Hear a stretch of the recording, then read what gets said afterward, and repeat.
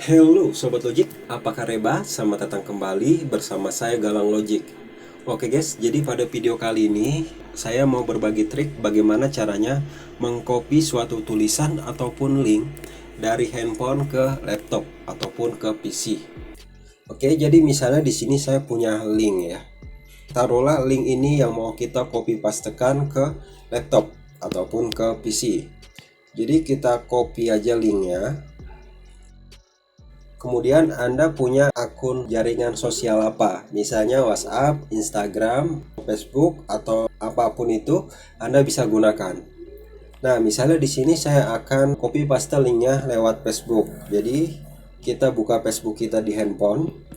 Kemudian kita bisa kirim pesan.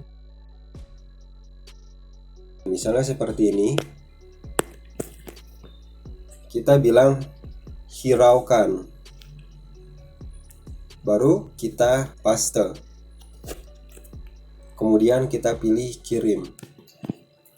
Oke, setelah itu kita buka browser kita di PC, kemudian kita buka Facebook. Nah, kalau yang menggunakan Instagram juga bisa, kita buka aja Instagram di Google Chrome. Kemudian kita langsung aja buka ke pesannya.